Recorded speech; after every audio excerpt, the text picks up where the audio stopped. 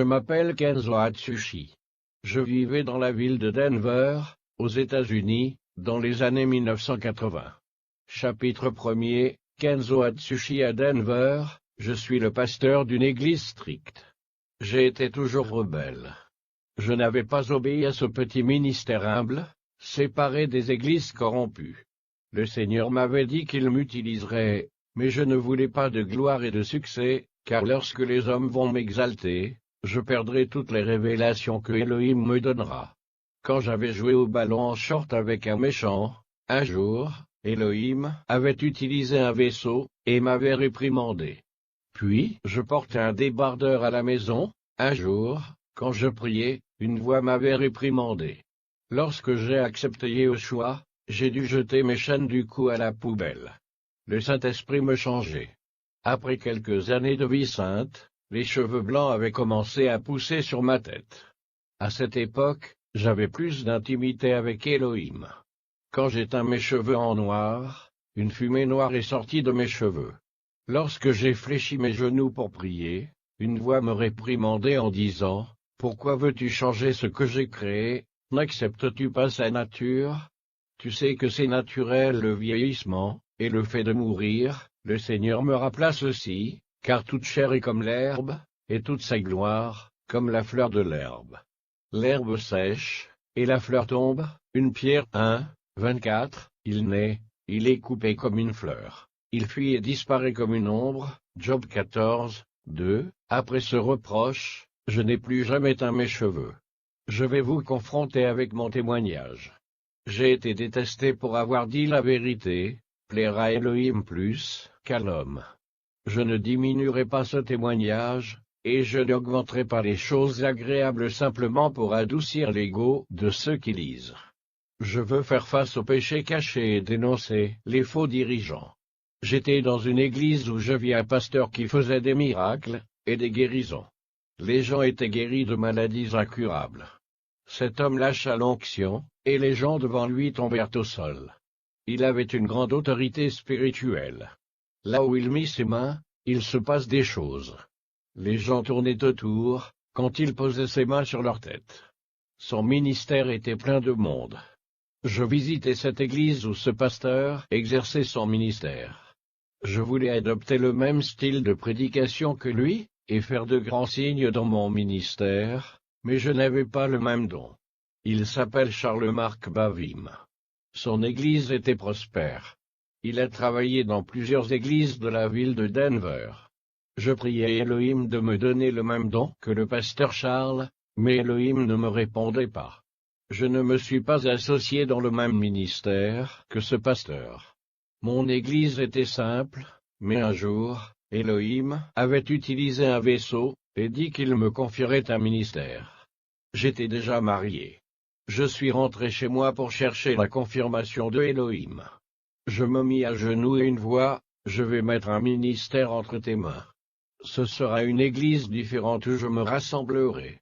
Je ne veux pas que tu fasses de la théologie, mon Esprit Saint t'enseignera, comme il avait enseigné Paul et lui faisait écrire plusieurs livres de la Nouvelle Alliance. Je te l'enseignerai comme aucun pasteur ne t'enseignera. Je vais te révéler mes mystères, et tu enseigneras à ce troupeau que je mettrai entre tes mains.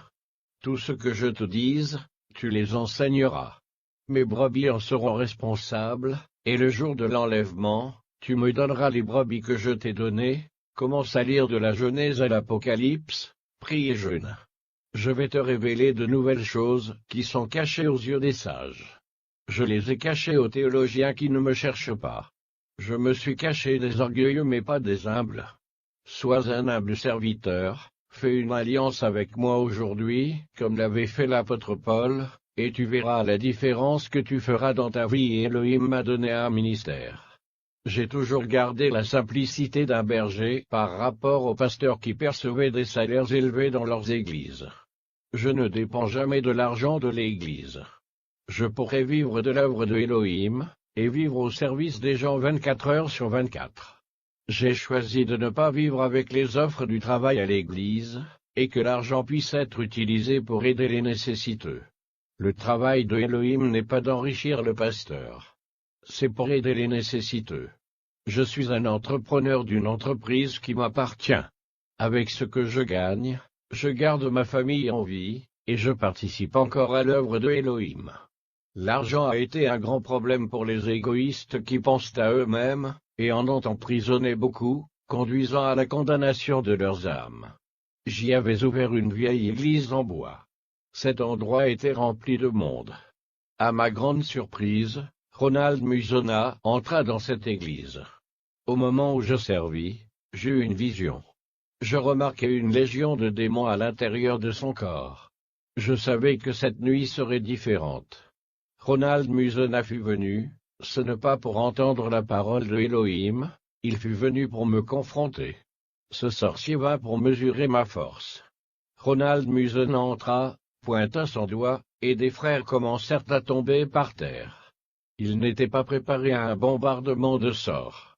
La congrégation avait eu peur lorsque ce sorcier fut entré. Le peuple connaissait en effet sa renommée. Ronald Musona déclara, « Frère, j'ai appris de nouvelles choses. Le Saint-Esprit m'a appris. Je ne peux pas dire que tout ce que j'ai appris de mon ex-pasteur était en vain.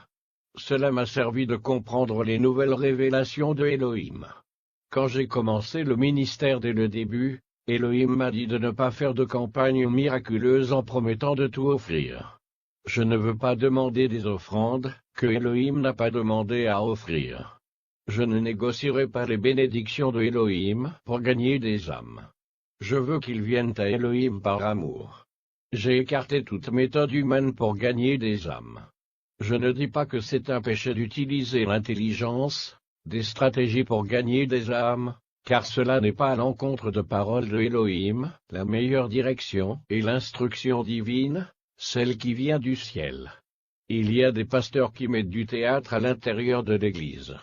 C'est un film hollywoodien, quelque chose de diabolique qui utilise les plans humains pour gagner des âmes. J'ai traversé des luttes dans mon ministère. L'église que j'ai fondée était petite. Il n'y avait que moi, ma femme et un autre frère, alors que les autres églises étaient pleines. Plusieurs frères ont dit que je devais appeler des chanteurs évangéliques, des conférenciers célèbres pour attirer les foules. J'ai dit aux frères, si les gens ne veulent pas adorer Yahushua, je ne le changerai pas pour ceux qui veulent son adoration. Il m'a confié ce ministère, qui est entre ses mains. Le frère, votre ministère va fermer. Je lui ai répondu, si c'était mon ministère, je crois que cela fermerait, mais ce ministère ne m'appartient pas. J'ai dit au frère, donnez-moi une parole. Ce frère a ouvert sa Bible et la parole qui est sortie, c'est dans Apocalypse, écrit à l'ange de l'église de Philadelphie, voici ce que dit le Saint, le véritable, celui qui a la clé de David, celui qui ouvre, et personne ne fermera, celui qui ferme, et personne n'ouvrira. 8. Je connais tes œuvres. Voici, parce que tu as peu de puissance, et que tu as gardé ma parole, et que tu n'as pas renié mon nom, j'ai mis devant toi une porte ouverte, que personne ne peut fermer. Apocalypse 3, 7-8. Le Saint-Esprit a commencé à envoyer des vies à cet endroit. En un an, mon ministère s'est rempli de gens sans avoir besoin d'offrir des bénédictions, des voitures, des maisons, des guérisons. Le Saint-Esprit a guéri et a donné des dons. Les frères d'autres ministères ont quitté leur pasteur pour me rejoindre. Cela a provoqué la jalousie chez plusieurs bergers qui ne pensent qu'à ajouter, à rassembler, mais ne savent pas comment enseigner une saine doctrine du Saint-Esprit. Tous ceux qui se sont réunis avec moi ont dit qu'il y avait quelque chose de différent dans le ministère que Elohim m'a donné. Ils ont senti Elohim très proche d'eux. Je leur ai répondu, voulez-vous savoir quel est le secret de ce ministère? Yahushua est la tête. Il est dans la direction. Nous obéissons à sa doctrine, tandis que les autres églises ont pour tête les dirigeants, pas Yahushua, et n'obéissent pas à sa doctrine. Le Saint-Esprit est triste pour leur manque de soumission. Les églises sont froides sans la présence de Elohim. Toutes les âmes sont venues à l'église, parce que je suivais la direction de Elohim. Il, Yahushua, leur dit, jetez le filet du côté droit de la barque, et vous trouverez. Ils le jetèrent donc, et ils ne pouvaient plus le retirer, à cause de la grande quantité de poissons. 7. Alors le disciple que Yeshua m'a dit à Pierre, c'est le Seigneur. Et Simon-Pierre, dès qu'il eut entendu que c'était le Seigneur, mit son vêtement et sa ceinture, car il était nu, et se jeta dans la mer. 8. Les autres disciples vinrent avec la barque, tirant le filet plein de poissons, car ils n'étaient éloignés de terre que d'environ 200 coudées. Jean 21, 6-8. J'obéis à la voix de Yeshua. Cette méthode a bien fonctionné pour mon ministère. Là où il y a du péché, les démons travaillent et ils sont, comme des vers de la mort. Là où il y a de la chair en décomposition, ces vers pullulent. Le péché est égal à la charogne qui attire toutes sortes de démons. L'Église qui mène une vie sainte, une vie pure, le Saint-Esprit entre, et là où il se trouve, les démons ne viennent pas. La pureté attire la pureté, la saleté attire la saleté. Plusieurs pasteurs de mon quartier ont commencé à persécuter mon ministère. Ils ont dit que je n'étais pas de Elohim. Ils n'ont pas dénoncé les faux prophètes qui ont commis des abominations, mais ils ont attaqué mon ministère. Ils ne dénoncent pas les fausses églises. Satan ne se soucie pas des églises qui font leur volonté, ou s'ils se battent avec des guerriers morts. Seules les vraies églises sont persécutées. Je devais dénoncer les fausses églises. Les gens doivent sortir de ces prisons, des cages des faux prophètes. 3 pasteurs qui avaient touché mon ministère sont morts sans le salut, et 2 autres avaient vu leurs églises fermées parce qu'ils ont tout fait pour fermer cette porte de la vérité ouverte par Elohim. Si mon ministère avait menti, j'aurais payé un prix élevé. Les gens ont blasphémé contre le Saint-Esprit, disant que ce n'est pas Elohim qui a œuvré dans mon ministère, qui prêche une doctrine saine. Le Seigneur dit que pour ceux qui ont blasphémé contre le Saint-Esprit, il n'y a plus de pardon pour eux. Les diables font tout ce qu'ils peuvent pour arrêter ces églises dirigées par l'Esprit.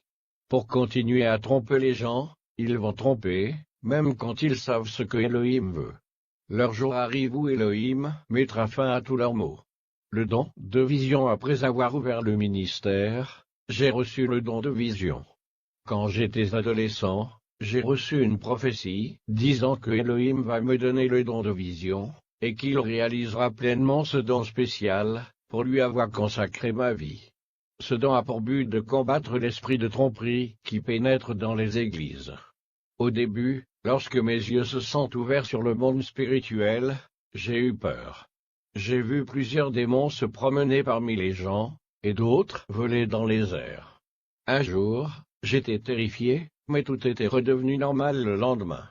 Il semblait que j'avais perdu le don de vision. Puis mes yeux se sont ouverts de nouveau, et j'ai revu le monde spirituel. Je veux vous dire une chose sur le don de vision, il est comme les autres dons. Celui qui a reçu le don de guérir, n'ira pas guérir tout le monde. Un jour, plusieurs personnes sont guéries par la prière. Le lendemain, personne n'est guéri avec la même prière. La même chose concerne les conférenciers qui ont reçu le don de la parole. Il y aurait un jour où sa prédication convertira beaucoup de gens. Un autre jour, personne ne convertira. Le don de vision que je possède n'est pas différent. Il y a un jour que je suis autorisé à voir. Il y a un autre jour où je ne peux voir que la rue de ma maison, et les arbres de ma rue. Mes yeux ne voient pas toujours le monde spirituel, Elohim ne montre que ce qu'il veut, et, s'il ne veut pas le montrer, il fermera les yeux. Voir le monde spirituel chaque jour ne serait pas bon pour mon esprit. Cela me détournerait de la réalité de notre monde. Grâce à ce don, je peux voir ce qui se passe derrière les rideaux de ce monde. C'est un prix que j'ai payé pour ce que j'ai reçu. Les démons ne veulent pas être vus. Ils veulent travailler en secret sans que personne ne le sache. Lorsque quelqu'un révèle ses stratégies, il utilise des personnes pour les attaquer. Les anges sont surtout vus à l'intérieur d'églises. Là, ils font leur travail. Ils ne se promènent pas par la ville à la hauteur des démons. Elle, évangéliste de fausses guérisons, j'étais à la campagne du pasteur Charles. Il avait une nouvelle voiture. Il avait eu une bonne situation avec le gain de son ministère. Ses dons de signes avaient augmenté. Il prévoyait de passer ses programmes à la télévision, comme il avait déjà une émission de radio. Il avait pensé faire un saut, et se faire connaître à l'échelle nationale. Je n'étais pas venu dans son ministère depuis longtemps. Il était l'homme qui m'avait inspiré. J'y étais pour obtenir une réponse de Elohim. J'avais tellement prié le Seigneur de me répondre, « Serviteur, tu veux le même don que ce pasteur? Ce don que je ne peux pas te donner ?» La réponse de Elohim m'attristait depuis un certain temps que je priais, pour avoir le même don que celui du pasteur Charles. Un jour, le Seigneur m'avait touché pour aller au service du pasteur Charles. Quand j'arrivais là-bas, j'étais assis pour écouter l'un de ses ministères. Quelque chose commença à arriver à ce moment. Ma vision spirituelle fut ouverte, et je pus voir un démon derrière le pasteur Charles. Le pasteur répétait tout ce que le diable lui dit. Je vis là, Marc 666, sur le front de ce pasteur.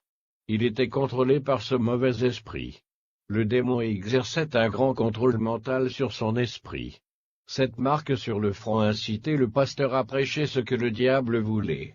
Lorsque le pasteur Charles leva les mains vers les personnes assises, je pus voir que dans la paume de sa main à l'intérieur de la peau, avait une étoile de métal inversée. Je ne savais pas quel métal c'était. Je pouvais voir que de cette étoile émergeaient des faisceaux laser qui rayonnaient sur tout le monde. Beaucoup avaient été guéris, et des démons étaient sortis.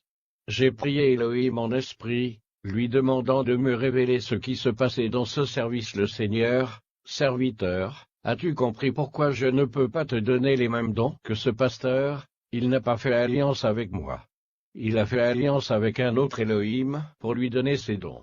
Il m'avait accepté, mais il ne voulait pas mener une vie sainte, il préférait vivre dans le luxe pour satisfaire les désirs de la chair. Il ne voulait pas prier pour avoir les dons que je pouvais lui faire. Il préférait le moyen facile pour les obtenir, les dons et tout le réconfort qu'il désirait. Je lui ai donné une chance de se repentir, et de retourner sur le chemin de la lumière. S'il se tourne vers moi, je lui donnerai mes dons, et je retirerai ses dons de la supercherie. Je lui dis. Seigneur, il a chassé des légions de démons. Le Seigneur répondit, serviteur, ne t'y trompe pas. Seul celui qui a mon Saint-Esprit peut chasser les démons, car la lumière juge l'obscurité. Là où est l'obscurité, quand la lumière vient, elle illumine tout.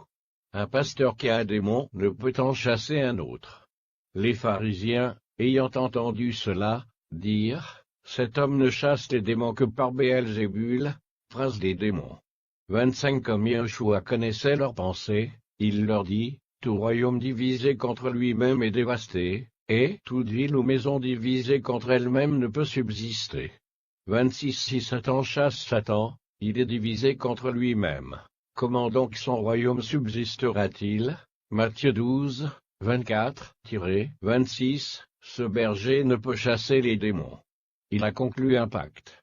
Il n'y a pas de royaume divisé entre les démons. Tout ceci est une farce, les démons doivent utiliser quelqu'un pour tromper.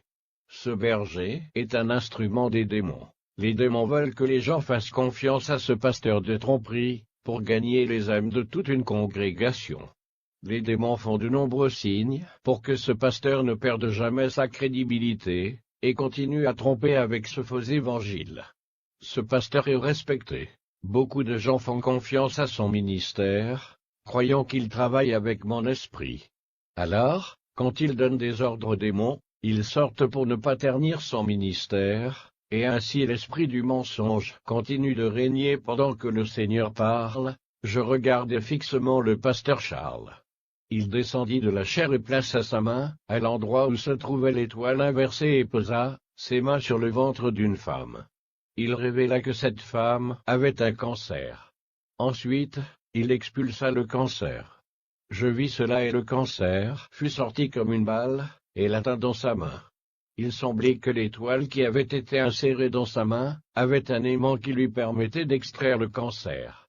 Puis, il plaça sa main tout en priant sur un homme. Cette balle lui échappa et pénétra dans cet homme. Pendant que cette femme était guérie, l'homme reçut son cancer. Je réalisai que le diable ne guérissait pas. Il vient de transférer les maladies des uns vers les autres. Les fausses églises ensuite, je vis un grand spectacle avec des effets technologiques, des lumières clignotantes pour attirer les jeunes. Tout ceci avait attiré l'attention de la foule. Il y avait une stratégie humaine pour attirer les gens. Il y avait beaucoup de manipulation de la foi dans cette église. Les démons avaient aveuglé la compréhension de ces gens à travers des signes. Tout cela distrait les gens, et retint leur attention pour que les démons ne les laissent pas penser à ce qui n'allait pas là-bas. L'esprit de tromperie était là, mais de nombreuses églises suivent les mêmes techniques de manipulation. Les démons font en sorte que ces sectes restent attirantes pour attirer l'attention, ce qui les empêche de voir ce qui ne va pas derrière ce ministère. Frères et sœurs, je vis des démons à l'intérieur de ces églises. Je n'avais pas senti la présence de Elohim là-bas. Il n'y avait pas un ange là-bas, tout était livré par les mains des démons. Je visitais plusieurs églises où il y avait des démons. Il y avait aussi des anges, mais dans cette église, je ne vis aucun ange. Je rentrais tout triste chez moi. Plus jamais je ne mettrai les pieds dans cette église. Je pensais que chaque église appartenait à Elohim, mais beaucoup sont ouvertes dans des objectifs pervers dirigés par des gens utilisés par des démons. Je fléchis mes genoux, et me mis à prier Elohim. J'avais honte d'avoir demandé un don égal à ce faux berger. J'ai prié Elohim et dit, où sont-ils ces saints hommes qui font la différence, et mettent ces démons en fuite? Une voix me répondit, mon peuple n'est pas là. Ils sont tous emprisonnés par la duperie, privés de connaître ma parole telle qu'elle est pour la vérité. J'ai pleuré pour la situation des personnes qui perdent leur salut. C'est ce qui est dit dans la parole.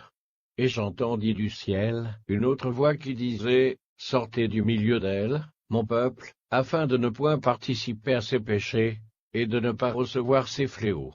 5. Car ses péchés se sont accumulés jusqu'au ciel, et Elohim s'est souvenu de ses injustices. Apocalypse 18. 4-5. Ne cherchez pas une église qui offre des choses agréables à votre chair.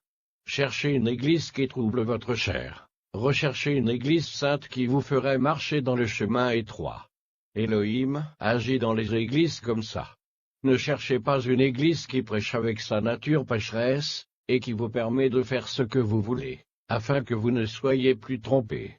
Satan se transforme en un ange de lumière pour vous tromper, vous faire croire que Elohim est là. Elohim n'habite pas là où il y a de l'iniquité. Le Saint-Esprit est pur, n'entrez jamais dans un endroit qui souille le nom de Elohim. Si vous insistez pour marcher dans les églises déchues, vous serez trompés. Ils vous offriront un évangile sans engagement envers Elohim. Là, la mariée se prostitue avec d'autres dieux, faisant croire que rien n'est un péché, tout est grâce. Elohim est comme un serveur à prendre, et à exécuter vos ordres de bénédiction. De telles églises insistent uniquement sur le fait de demander des bénédictions, mais n'offrent rien à Yehoshua qui exige la sainteté dans le corps, l'âme et l'esprit. Quel mari resterait marié à une femme qui ne se donne pas complètement à lui et qui ne l'aime pas, mais qui prétend donner son amour pour lui? Je ne veux que ce qu'il peut offrir, mais je ne veux pas d'engagement. La plupart des églises sont des mariés d'intérêt. Cela fait mal au cœur de Yehoshua. Le Saint-Esprit s'en éloigne. Les accusateurs, le Seigneur me montra une vision. Je vis comment les gens avaient suivi un pasteur aveugle et les deux étaient tombés dans l'abîme.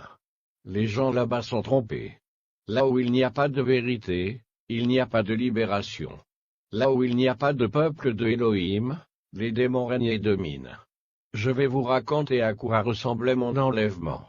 Le Seigneur, à l'aube, je t'enlèverai comme je l'ai fait avec plusieurs personnes des quatre coins du monde.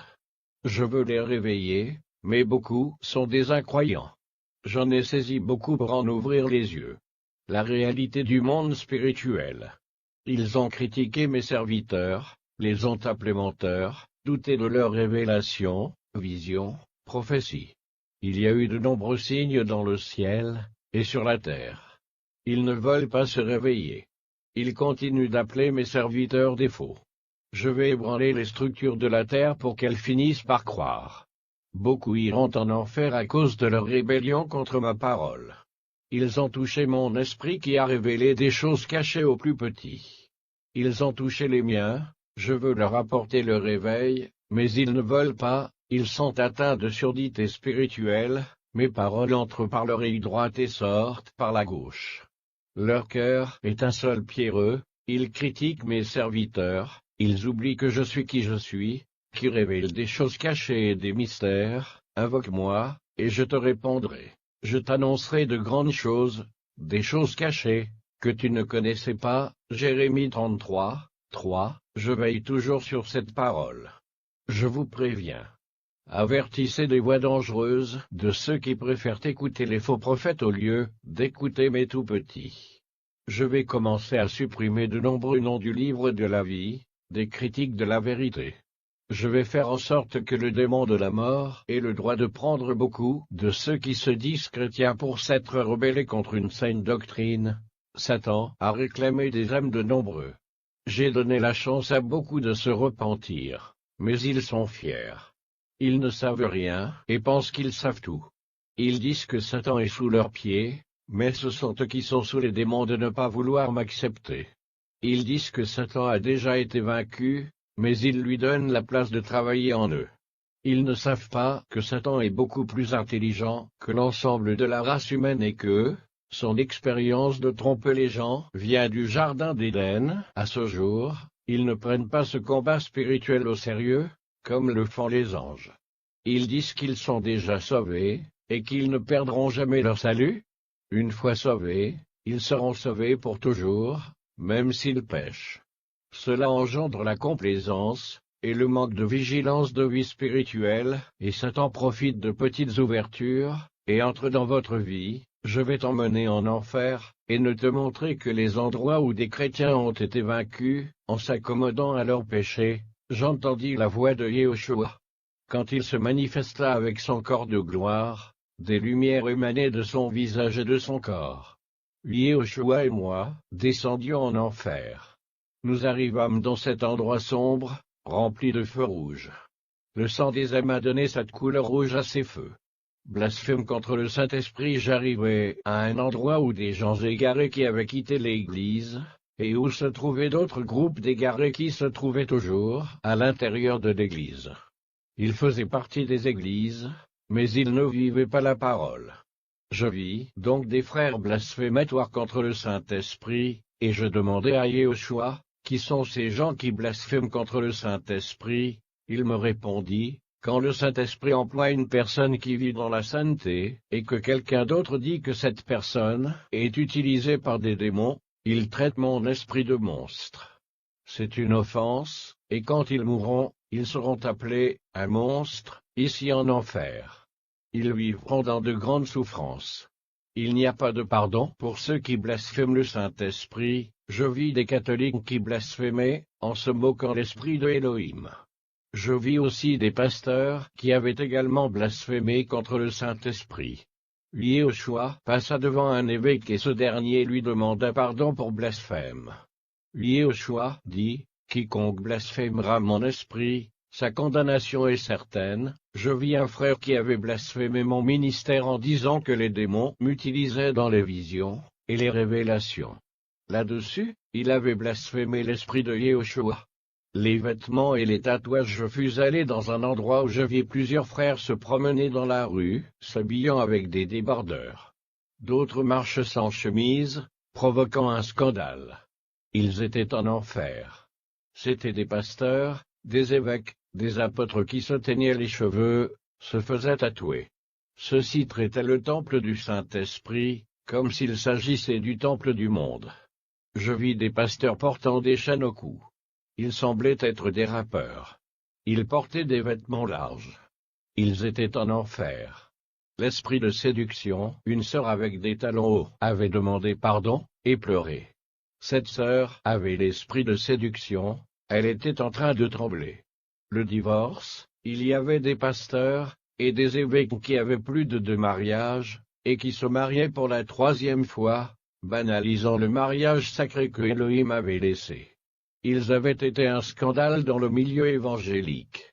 Il y avait des croyants charnels qui avaient divorcé, et de se marier autant de fois qu'ils le souhaitent.